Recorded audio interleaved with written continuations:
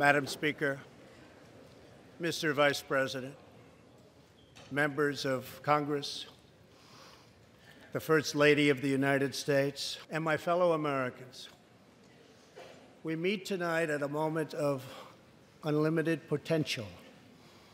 As we begin a new Congress, I stand here ready to work with you to achieve historic breakthroughs for all Americans.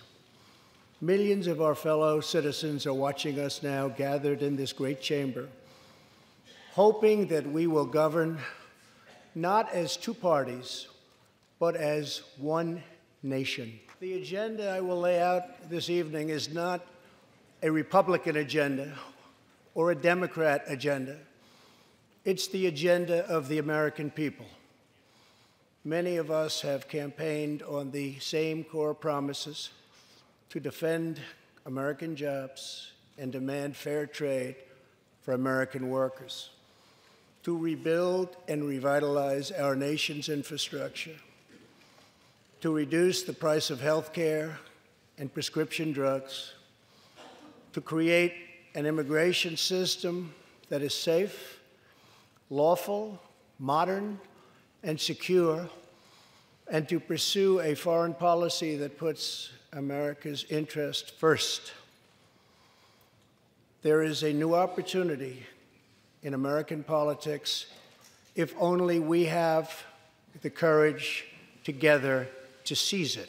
Victory is not winning for our party. Victory is winning for our country. This year, America will recognize two important anniversaries that show us the majesty of America's mission and the power of American pride. In June, we mark 75 years since the start of what General Dwight D. Eisenhower called the Great Crusade, the Allied liberation of Europe in World War II. On D-Day, June 6, 1944, 15,000 young American men jumped from the sky, and 60,000 more stormed in from the sea to save our civilization from tyranny. Here with us tonight are three of those incredible heroes: Private First Class Joseph Riley, Staff Sergeant Irving Locker, and Sergeant Herman Zaitchik. Gentlemen, we salute you. In 2019, we also celebrate 50 years since brave young pilots flew 250,000 miles through space to plant the American flag on the face of the moon. Half a century later, we are joined by one of the Apollo 11 astronauts who planted that flag, Buzz Aldrin. This year, American astronauts will go back to space on American rockets. In the 20th century, America saved freedom, transformed science, redefined the middle class, and when you get down to it, there's nothing anywhere in the world that can compete with America. Now we must step boldly and bravely into the next chapter of this great American adventure, and we must create a new standard of living for the 21st century. An amazing quality of life for all of our citizens is within reach.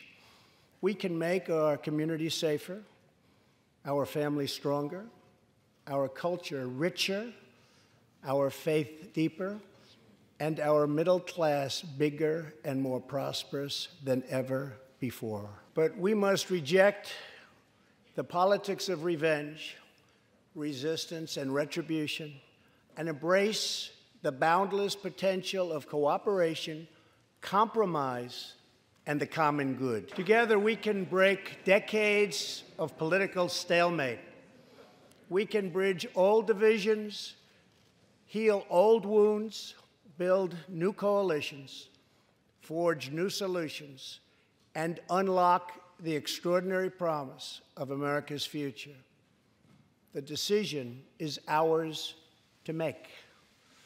We must choose between greatness or gridlock, results or resistance, vision or vengeance, incredible progress or pointless destruction.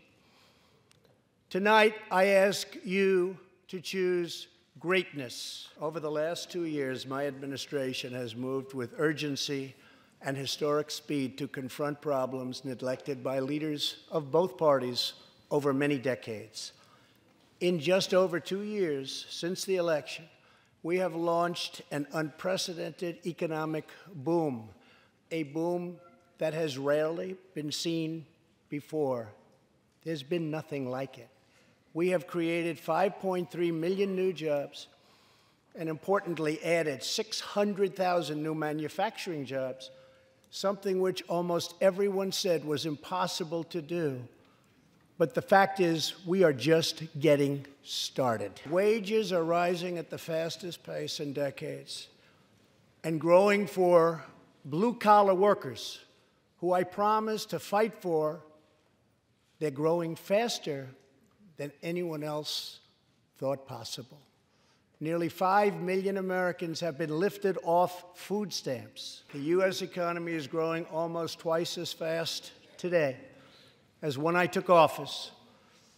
And we are considered far and away the hottest economy anywhere in the world, not even close. Unemployment has reached the lowest rate in over half a century. African American, Hispanic American, and Asian American unemployment have all reached their lowest levels ever recorded. Unemployment for Americans with disabilities has also reached an all-time low. More people are working now than at any time in the history of our country. 157 million people at work. We passed a massive tax cut for working families and doubled the child tax credit. We virtually ended the estate tax, or death tax, as it is often called, on small businesses, for ranchers,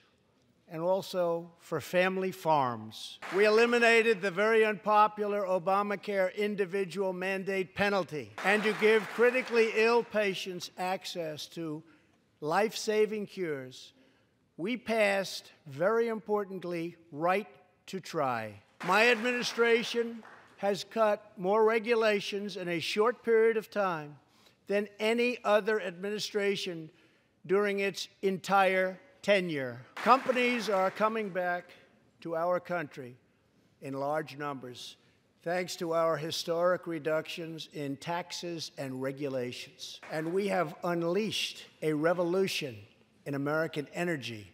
The United States is now the #1 producer of oil and natural gas anywhere in the world. And now, for the first time in 65 years, we are a net exporter of energy. After 24 months of rapid progress, our economy is the envy of the world.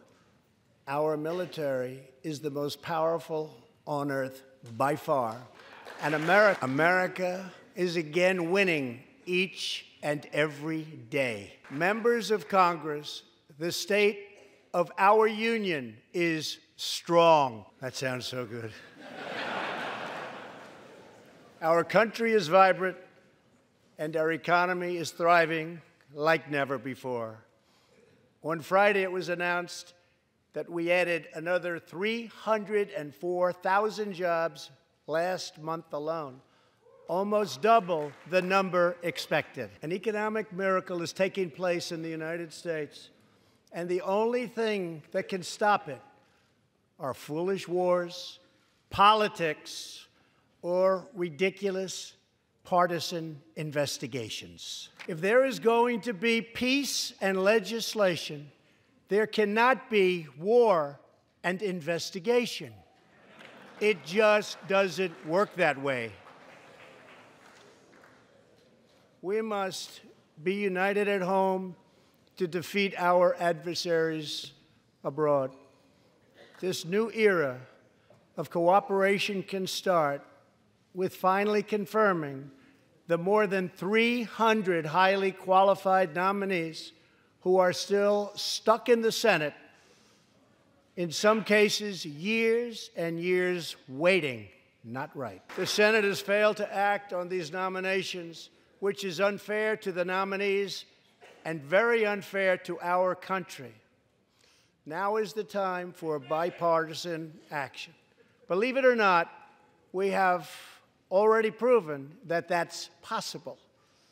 In the last Congress, both parties came together to pass unprecedented legislation to confront the opioid crisis, a sweeping new farm bill, historic VA reforms, and after 4 decades of rejection, we passed VA accountability so that we can finally terminate those who mistreat our wonderful veterans. And just weeks ago, both parties united for groundbreaking criminal justice reform. They said it couldn't be done. Last year, I heard through friends the story of Alice Johnson.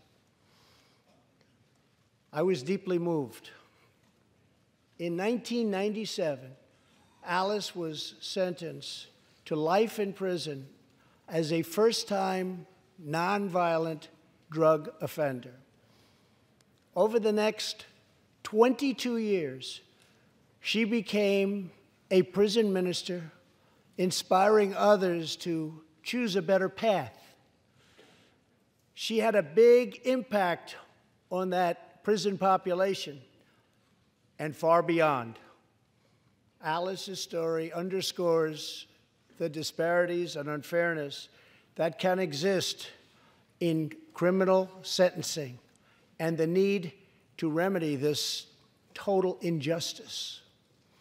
She served almost that 22 years and had expected to be in prison for the remainder of her life.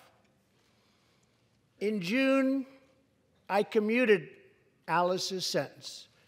When I saw Alice's beautiful family greet her at the prison gates, hugging and kissing and crying and laughing, I knew I did something right. Alice is with us tonight, and she is a terrific woman.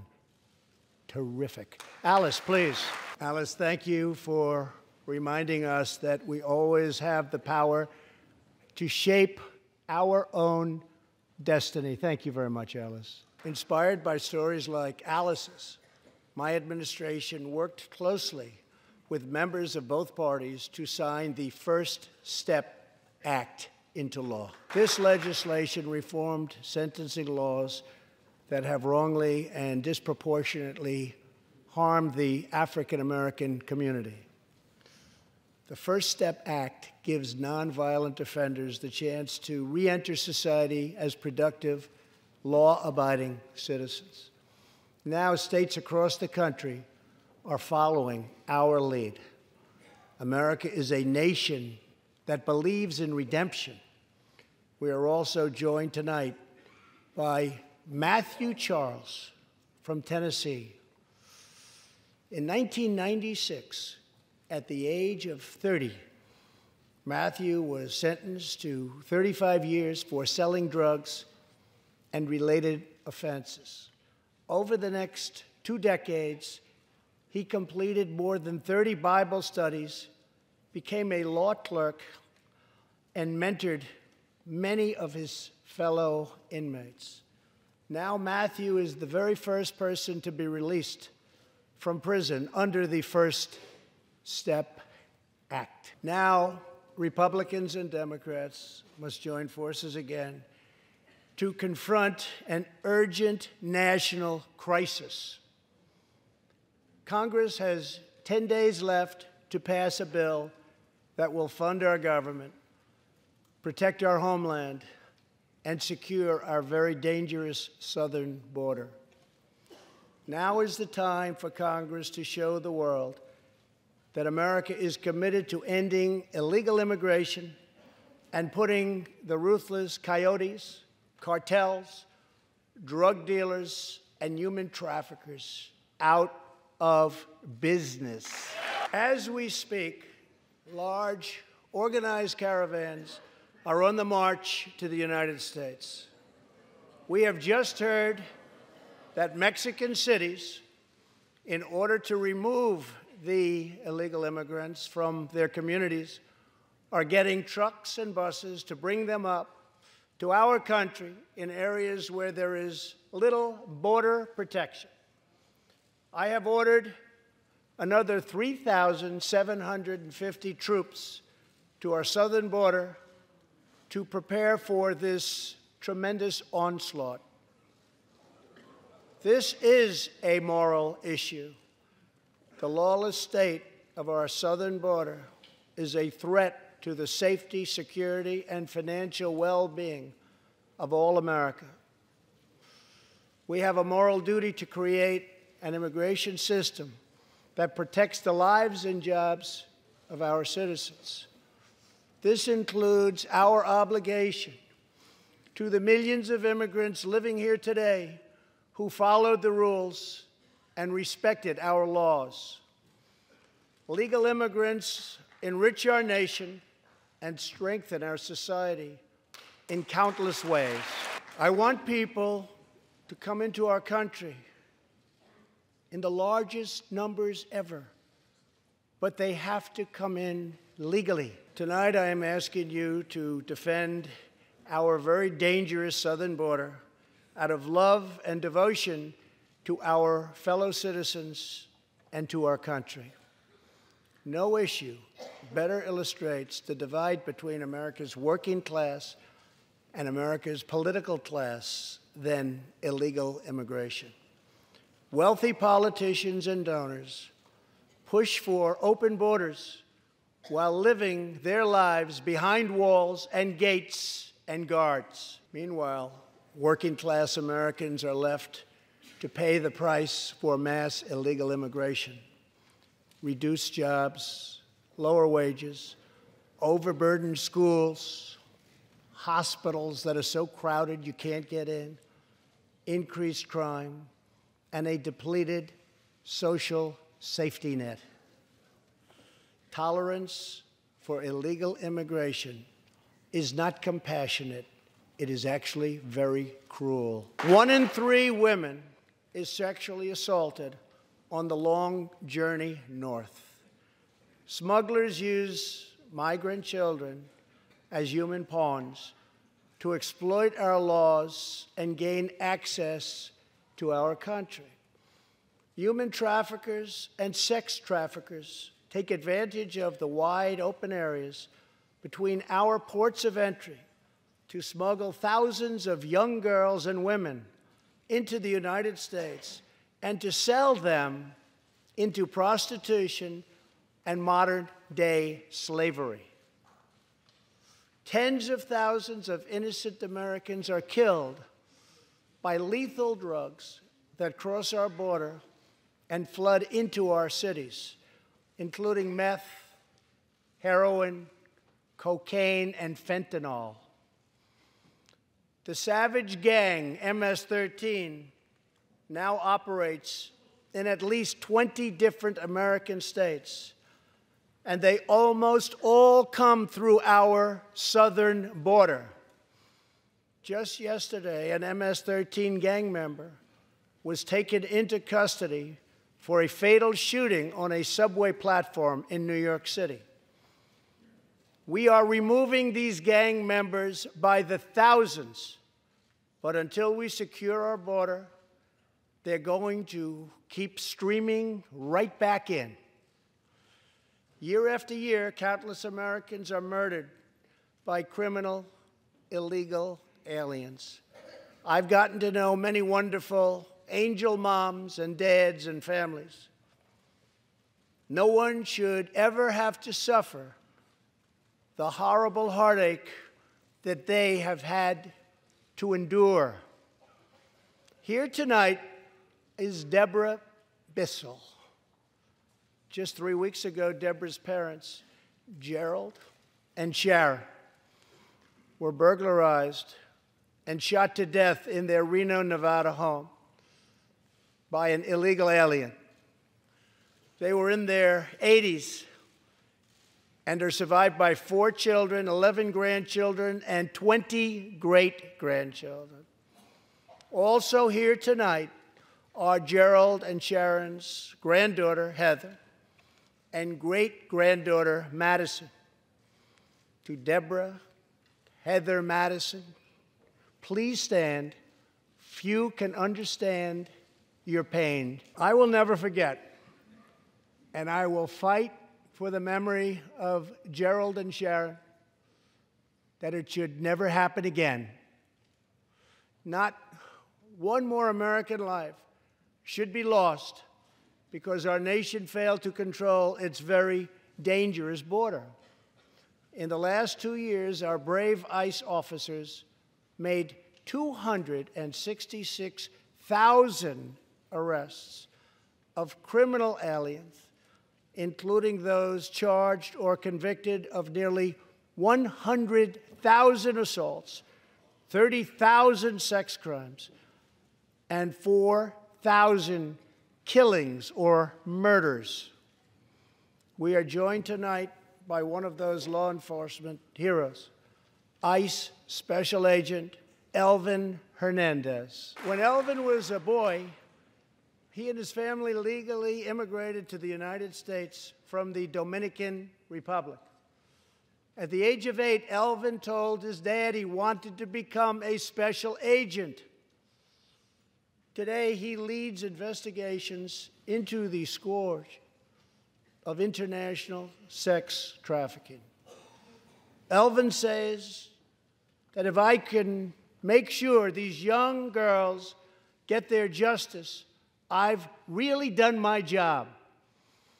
Thanks to his work and that of his incredible colleagues, more than 300 women and girls have been rescued from the horror of this terrible situation. And more than 1,500 sadistic traffickers have been put behind bars. We will always support the brave men and women of law enforcement. And I pledge to you tonight that I will never abolish our heroes from ICE. My administration has sent to Congress a common-sense proposal to end the crisis on the southern border. It includes humanitarian assistance, more law enforcement, drug detection at our ports, closing loopholes that enable child smuggling, and plans for a new physical barrier or wall to secure the vast areas between our ports of entry. In the past, most of the people in this room voted for a wall, but the proper wall never got built. I will get it built. This is a smart, strategic, see-through steel barrier, not just a simple concrete wall. It will be deployed in the areas identified by the border agents as having the greatest need, and these agents will tell you where walls go up, illegal crossings go way, way down. San Diego used to have the most illegal border crossings in our country. In response, a strong security wall was put in place. This powerful barrier almost completely ended illegal crossings. The border city of El Paso, Texas, used to have extremely high rates of violent crime, one of the highest in the entire country, and considered one of our nation's most dangerous cities. Now, immediately upon its building, with a powerful barrier in place, El Paso is one of the safest cities in our country. Simply put, walls work and walls save lives. So let's work together, compromise, and reach a deal that will truly make America safe. As we work to defend our people's safety, we must also ensure our economic resurgence continues at a rapid pace. No one has benefited more from our thriving economy than women, who have filled 58% of the newly created jobs last year. You weren't supposed to do that. Thank you very much.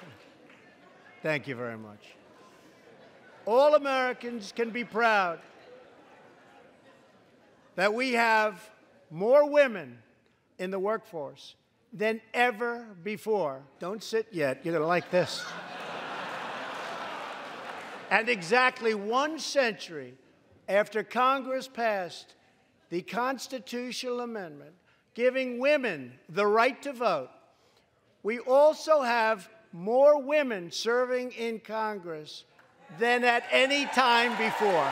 As part of our commitment to improving opportunity for women everywhere, this Thursday, we are launching the first ever government-wide initiative focused on economic empowerment for women in developing countries. To build on our incredible economic success, one priority is paramount: reversing decades of calamitous trade policies. So bad. We are now making it clear to China that after years of targeting our industries and stealing our intellectual property, the theft of American jobs and wealth has come to an end. Therefore, we recently imposed tariffs on $250 billion of Chinese goods, and now our Treasury is receiving billions and billions of dollars. But I don't blame China for taking advantage of us. I blame our leaders and representatives for allowing this travesty to happen. I have great respect for President Xi, and we are now working on a new trade deal with China. But it must include real structural change to end unfair trade practices, reduce our chronic trade deficit, and protect American jobs. Another historic trade blunder was the catastrophe known as NAFTA. I have met the men and women of Michigan, Ohio, Pennsylvania, Indiana, New Hampshire, and many other states whose dreams were shattered by the signing of NAFTA. For years, politicians promised them they would renegotiate for a better deal, but no one ever tried until now. Our new U.S.-Mexico-Canada agreement, the USMCA, will replace NAFTA and deliver for American workers like they haven't had delivered to for a long time. I hope you can pass the USMCA into law so that we can bring back our manufacturing jobs in even greater numbers, expand American agriculture, protect intellectual property, and ensure that more cars are proudly stamped with our 4 beautiful words: Made in the USA. Tonight, I am also asking you to pass the United States Reciprocal Trade Act so that if another country places an unfair tariff on an American product, we can charge them the exact same tariff on the exact same product that they sell to us. Both parties should be able to unite for a great rebuilding of America's crumbling infrastructure. I know that Congress is eager to pass an infrastructure bill, and I am eager to work with you on legislation to deliver new and important infrastructure investment, including investments in the cutting-edge industries of the future. This is not an option. This is a necessity. The next major priority for me and for all of us should be to lower the cost of health care and prescription drugs and to protect patients with pre-existing conditions. Already as a result of my administration's efforts in 2018, drug prices experienced their single largest decline in 46 years. But we must do more. It's unacceptable that Americans pay vastly more than people in other countries for the exact same drugs, often made in the exact same place. This is wrong, this is unfair, and together we will stop it, and we'll stop it fast. I am asking Congress to pass legislation that finally takes on the problem of global freeloading and delivers fairness and price transparency for American patients, finally. We should also require drug companies, insurance companies, and hospitals to disclose real prices to foster competition and bring costs way down. No force in history has done more to advance the human condition than American freedom. In recent years, we have made remarkable progress in the fight against HIV and AIDS. Scientific breakthroughs have brought a once distant dream within reach. My budget will ask Democrats and Republicans to make the needed commitment to eliminate the HIV epidemic in the United States within 10 years. We have made incredible strides, incredible. Together, we will defeat AIDS in America and beyond. Tonight, I am also asking you to join me in another fight that all Americans can get behind, the fight against childhood cancer. Joining Melania in the gallery this evening is a very brave 10-year-old girl, Grace Eline. Every birthday since she was 4, Grace asked her friends to donate to St. Jude's Children's Hospital. She did not know that one day she might be a patient herself. That's what happened. Last year, Grace was diagnosed with brain cancer. Immediately, she began radiation treatment. At the same time, she rallied her community and raised more than $40,000 for the fight against cancer. When Grace completed treatment last fall, her doctors and nurses cheered. They loved her.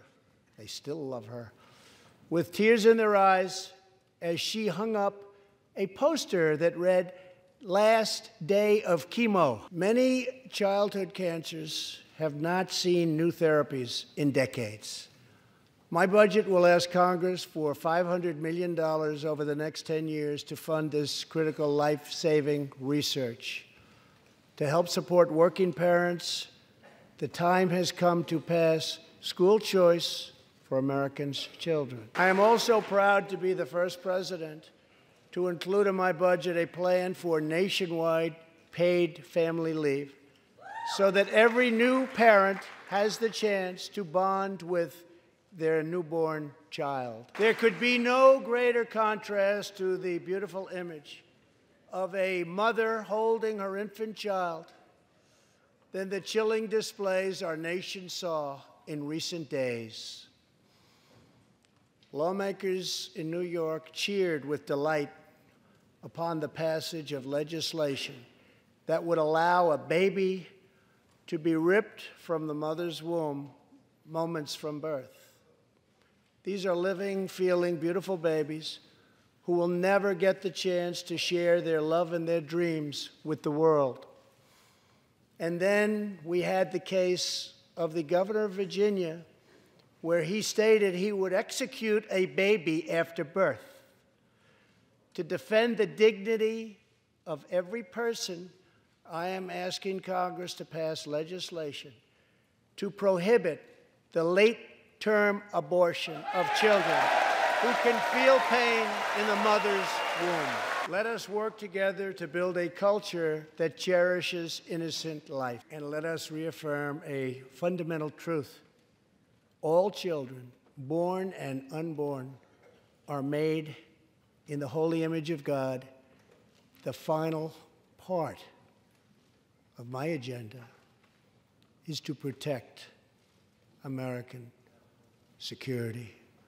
Over the last 2 years, we have begun to fully rebuild the United States military with $700 billion last year and $716 billion this year.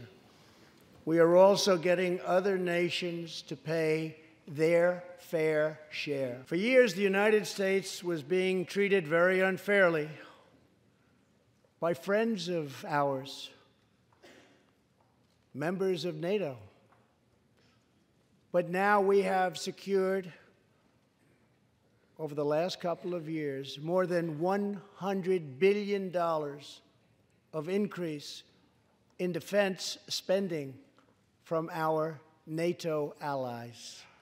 They said it couldn't be done. As part of our military buildup, the United States is developing a state-of-the-art missile defense system. Under my administration, we will never apologize for advancing America's interests. For example, decades ago, the United States entered into a treaty with Russia in which we agreed to limit and reduce our missile capability. While we followed the agreement and the rules to the letter, Russia repeatedly violated its terms. It's been going on for many years. That is why I announced that the United States is officially withdrawing from the Intermediate Range Nuclear Forces Treaty, or INF Treaty. We really have no choice. Perhaps we can negotiate a different agreement, adding China and others. Or perhaps we can't, in which case we will outspend and out-innovate all others by far. As part of a bold new diplomacy, we continue our historic push for peace on the Korean Peninsula. Our hostages have come home. Nuclear testing has stopped, and there has not been a missile launch in more than 15 months. If I had not been elected President of the United States, we would right now, in my opinion, be in a major war with North Korea. Much work remains to be done, but my relationship with Kim Jong-un is a good one. Chairman Kim and I will meet again on February 27th and 28th in Vietnam. 2 weeks ago, the United States officially recognized the legitimate government of Venezuela and its new president, Juan Guaido. We stand with the Venezuelan people in their noble quest for freedom, and we condemn the brutality of the Maduro regime, whose socialist policies have turned that nation from being the wealthiest in South America into a state of abject poverty and despair. Here in the United States, we are alarmed by the new calls to adopt socialism in our country. America was founded on liberty and independence, and not government coercion, domination, and control. We are born free, and we will stay free. Tonight, we renew our resolve that America will never be a socialist country. One of the most complex set of challenges we face, and have for many years, is in the Middle East.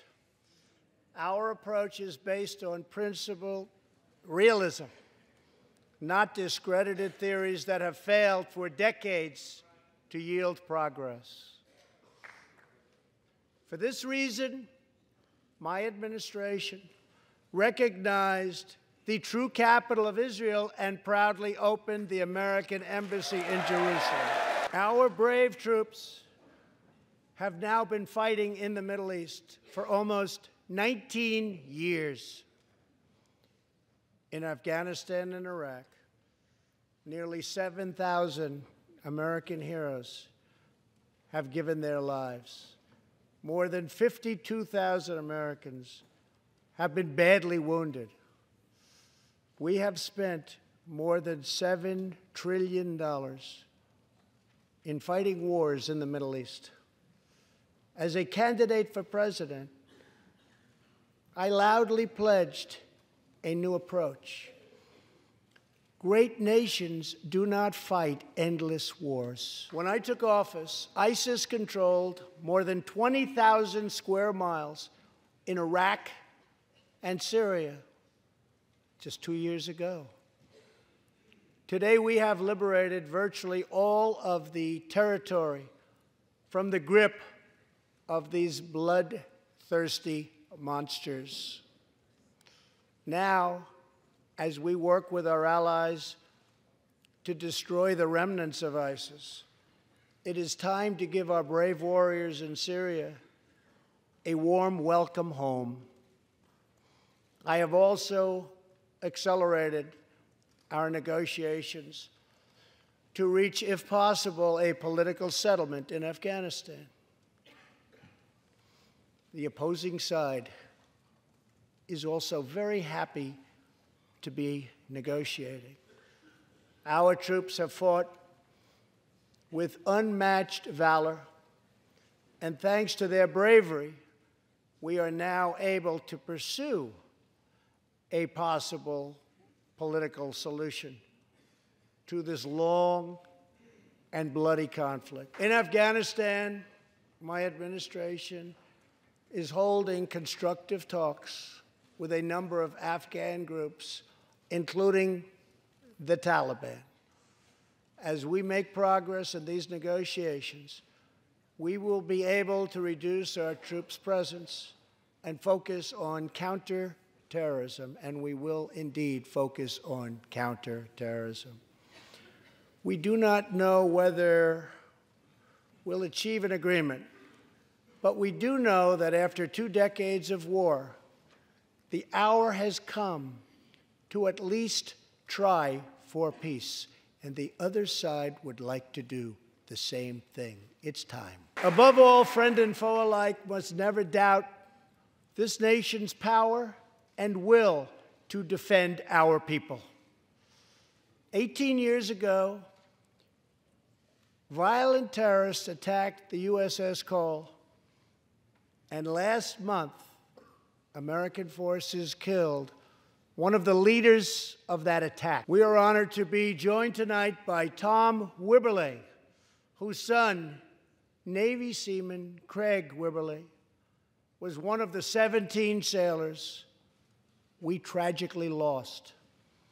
Tom, we vow to always remember the heroes of the USS Cole. My administration has acted decisively to confront the world's leading state sponsor of terror, the radical regime in Iran. It is a radical regime.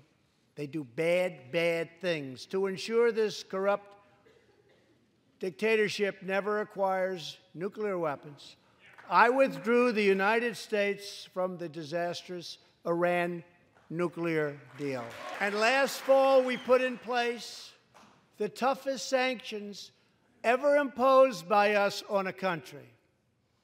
We will not avert our eyes from a regime that chants death to America and threatens genocide against the Jewish people. We must never ignore the vile poison of anti-Semitism or those who spread its venomous creed.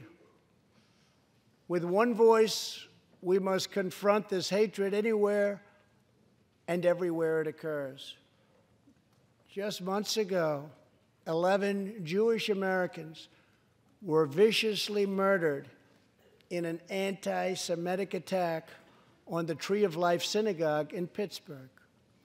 SWAT officer Timothy Matson raced into the gunfire and was shot 7 times chasing down the killer. And he was very successful. Timothy has just had his 12th surgery, and he's going in for many more. But he made the trip to be here with us tonight. Officer Matson, please. Tonight we are also joined by Pittsburgh survivor Judah Samet. He arrived at the synagogue as the massacre began. But not only did Judah narrowly escape death last fall, more than 7 decades ago, he narrowly survived the Nazi concentration camps. Today is Judah's 81st birthday. Judah says he can still remember the exact moment nearly 75 years ago, after 10 months in a concentration camp, when he and his family were put on a train and told they were going to another camp. Suddenly, the train screeched to a very strong halt. A soldier appeared. Judah's family braced for the absolute worst. Then his father cried out with joy, "It's the Americans, it's the Americans." A second Holocaust survivor who is here tonight, Joshua Kaufman, was a prisoner at Dachau. He remembers watching through a hole in the wall of a cattle car as American soldiers rolled in with tanks. To me, Joshua recalls, the American soldiers were proof that God exists, and they came down from the sky, they came down from heaven. I began this evening by honoring 3 soldiers who fought on D-Day in the Second World War. One of them was Herman Zaitchik. But there is more to Herman's story.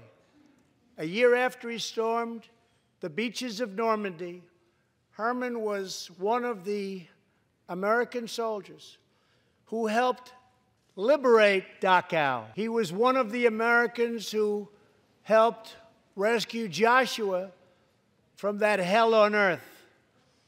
Almost 75 years later, Herman and Joshua are both together in the gallery tonight, seated side by side, here in the home of American freedom. Herman and Joshua, your presence this evening is very much appreciated. Thank you very much. When American soldiers set out beneath the dark skies over the English Channel in the early hours of D-Day, 1944, they were just young men of 18 and 19, hurtling on fragile landing craft toward the most momentous battle in the history of war. They did not know if they would survive the hour. They did not know if they would grow old. But they knew that America had to prevail.